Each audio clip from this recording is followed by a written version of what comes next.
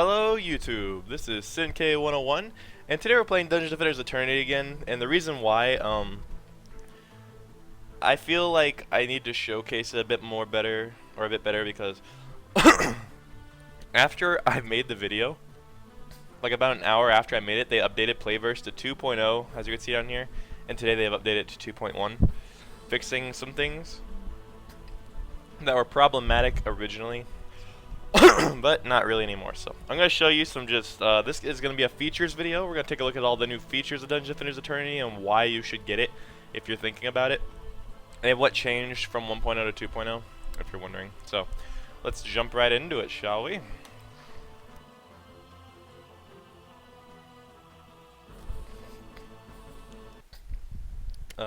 Loading screen looks better. That's one improvement. Not really. Same thing, but higher res in my opinion.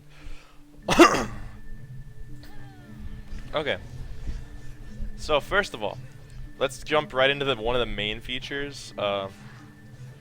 Your character's armor is visible. I think I talked about this in the other video, but when you change your armor, it actually shows up on your character now, which is pretty cool in my opinion. Okay, but that's a pretty basic feature, so not really much to say about that except for armor shows up on your character.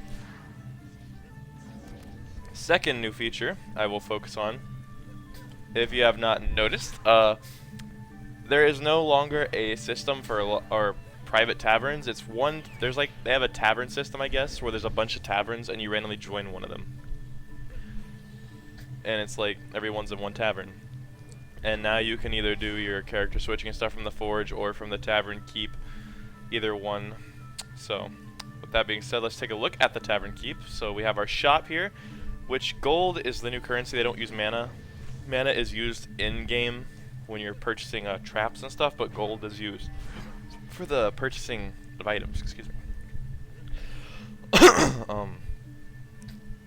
These are right here are mission consumables. They have a bunch of tabs. Featured items currently does not have anything, so there's no telling what they're going to put in there. Same for heroes and bundles. My bad. Bundles and heroes. Then there's cosmetics, which cost real cash, $1 each. And what are they? They're kind of as you can see, they're just emotes, more or less. They're nothing really special. So, if you really want them, I guess, just $1 a piece. Consumables, different things you can use during the dungeons. Nothing really all too special. Some of these are kind of interesting. I mean, like you got some healing potions, dash continuous, stuff like that. And I don't know what some of these do actually right now still, because I haven't used them all. And sorry if I'm seeing a bit rushed, actually. I should probably throw this out here. Right when I started recording the video, it announced they're releasing a patch soon and the servers will be going down, so I'm actually trying to get this video done before that happens. But anyway, just thought I'd throw that out there. Then you got miscellaneous. Dyes to dye your armor, so basically all that is. Then you have this, which you can remove all dyes, and this is actually how you respec now. You have to buy one of these and use it on the character you want to respec. So that's pretty cool. Alright. So that's pretty much all of the tavern shop and stuff. So now we'll take a look at the item box. Item box is really weird now. They have this over here. These are gained usually. So far from what I've seen, you kill bosses and you get these. They're special bonuses you can apply to a character permanently, I believe. Still not sure on that. Like you can get some bonus like this one. It'll give you a +1 whatever that is and 0.04 cast speed. This one, I don't know what those are. 0.04 cast speed, +1 whatever that is again. XP booster, loot quantity booster, rarity booster, you know. That's only for one round, I think. But these ones are permanent. So. And then you have your items, which I have organized. You don't actually get these folders by default. I've got my pets in one folder. And I got my skins. Oh yeah, skins. I should get into that. Instead of they made it to where now you do not want to sell these. Apparently there have been people actually selling these for some reason. They're locked for a reason. They lock them. That does not mean you can't use them. This means you can't use them, and that's based on your class. Because these, in their previous game, you could unlock skins to use. This one, they give you a bunch of skins just to use. I don't think you can unlock them anymore. They just give you a bunch. And if you want to use one, you select it. And that's it when you're playing the right character. Like, see, I could select the mermaid for Countess, and I'm the mermaid Countess. Or I can go back in here and reselect the one I had, if I can find it. Excuse me. It may not be in here. Thought it was though. What did it do with my Countess outfit? It's here somewhere. I know it is. This is actually freaking me out a little bit. Because I've lost it. I've lost it. No. I know I didn't sell it, but I have switched it out, so it's probably just hanging around somewhere in my inventory at the moment. There's another feature. Now, to get pets, you receive these in things. They'll drop eggs, and you equip them during the battle, and they gain XP. And once they're full, they turn into a cracked egg, and you have to go to your forge in the game, like during the dungeon. Double click it, and it will allow you to hatch the egg. You can only do that from the game, and you'll get a pet. And if it's a good pet or a bad pet, it will tell you with thumbs up or thumbs down. So that's actually how you get pets now, which I thought was pretty cool. There's been some people, I guess, that didn't like it too much, but I personally liked it a lot. I thought it was really cool. Where is the Countess skin? Jesus.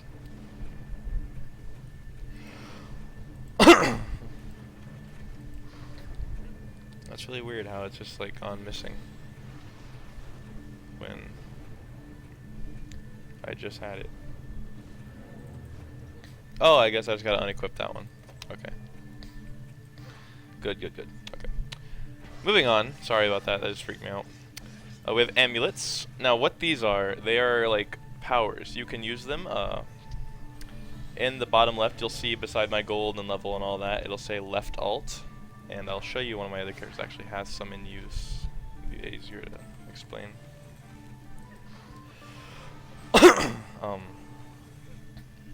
Yeah, okay.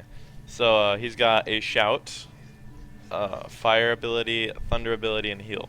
What those do, the specific ones I have on, this one is a taunt. Pretty much when I use it, it will taunt all enemies to come at me, so it's pretty helpful when like attacking a crystal. Doesn't always work, depending on the situation, but most of the time it does. This one I have, it will incinerate your enemies when I have it activated. This one causes a thunderstorm to just strike down on an area. It's an AoE power pretty much that just damages really good. And this is a flash heal that will heal anybody in the targeted area you select a certain amount instantly. So, and there's plenty of amulets you can collect. I'm not going to go over them all, but there's a bunch of different ones you can get and at different levels. I think we haven't really just figured out yet, but I think this number depends on how powerful it is. So of course, the higher the number, the more powerful it is. Alright. And consumables, we already went over that in the shop. They're kind of just things you can use during the battle that you hang on to. And then your heroes tab, which I was just showing you what this is. That's your new inventory screen with your stat points, which they have nerfed down a bit, made it simpler. Your equipables and your character being able to look in front of you and stuff, seeing it. Things like that. And then you have down here your way of switching heroes like you saw just minutes ago. So that's how you do all of that now, and you create new heroes that way. And yeah, you can't actually customize them anymore, sadly, but like the default skin thing. But not a big problem.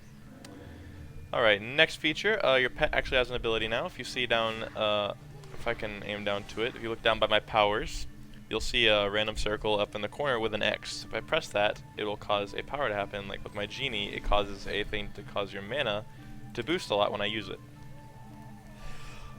When you're in this barrier.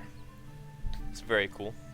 Not much to say about that, just pets have abilities, different ones. I know some of them can shoot tornadoes, some of them can heal, things like that. Another cool feature they've added is, this is from Dungeons Finished to Eternity still, by the way. You can dash when you press control. It's just a dash, I guess to dodge or something, more or less. So that's pretty self-explanatory. And your bar for the refill of the dash is that green bar above the powers. There's been a lot of UI improvements, if you have probably noticed. Another good feature. They've added this room, which we have not actually figured out what it is yet, so I'm not going to try to explain it, but it is here, and you'll get to see it, I guess. Me and my friend Poop Laser have been playing this a lot. Still have not figured out what this is, so I'm not even going to try to explain that, but it has some importance apparently. They've also added crafting as a good feature, which is pretty cool. I think this is the crafter guy. I haven't actually messed with any yet. Yeah. So you can go in here and build stuff with resources that randomly drop during dungeons and stuff. I haven't actually messed with it myself, but they have added it. So you can take a look at that. I would explain it more if I knew more about it, but I really don't. So alright, so now let's get into that was most of the fixes from, or most of the changes from Dungeon Defenders 1 original, except for the fact they've added some more maps and stuff. Other than that, it's all pretty basic. Now, what did they fix when they updated from 1.0 to 2.0? People were complaining you could not do private sessions and solo things. Well, now you can again. You enter the crystal and select what you want to do. Like for instance, right there. It was over there yesterday. That's weird. They moved it. Anyway, you click on a thing you want to do and you host private session, and then it will be for only you and whoever you invite. So you do not have to actually play in the queue anymore. You can also go here and view active sessions like previously, but a little different. And it only show you ones that you have unlocked, so you can actually do stuff like that again, which is nice. This is the crystal screen, obviously, with all the new things. They made it to where now if you have not unlocked it, it won't show up. Like, as you see, I've done up to Misty Mire Forest. This is the current one I should be doing, and I cannot see past that because of that. And you must do all that. They've nerfed a bit of the things a little bit, so now they're easier to complete, apparently. A new thing they added, Ember Mount Volcano, which is being one of the new big dungeons that you want to complete at the end, with a phoenix apparently for a boss. Then you have all your challenges again, still like before, and your bonus missions, which is like Glitter Helm, the Jungle, Palantir, stuff like that. And they have recommended levels for you. Not always true though. I have seen some people breaking the level a bit, and yeah. They've also, one thing I don't personally like, it's kind of a nice thing in a way, but they've removed the ability to kick people. I guess that helps because now you can actually join a game and not set your to join game after game after game looking for someone who won't kick you. But you can't anymore if someone's trolling, so one downside. Also, another good feature.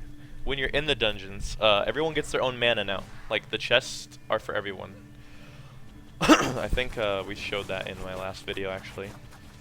But now you can do, everyone gets their own set of chests around the dungeon itself, like when you open them to get mana and items. Everyone also gets their own loot now. So whenever you see loot, or items, or mana, it's yours. You don't have to worry about sitting there hoping you're going to steal someone's stuff. It is yours. Everyone sees their own loot. They will not see your loot, anything like that.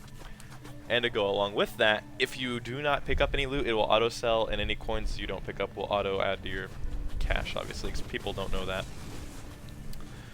And I guess for a last but not least feature I'm going to throw in there, I was confused about this personally, and apparently some other people were too.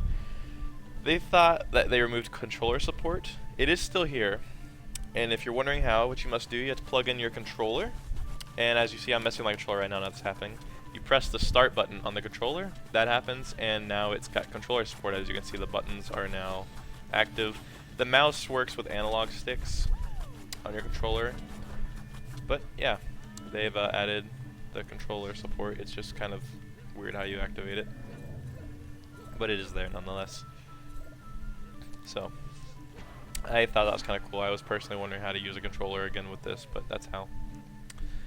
But anyway, guys, sorry it was a bit rushed if it was, but that's pretty much the changes from Dungeon Defenders to Dungeon Defenders Eternity.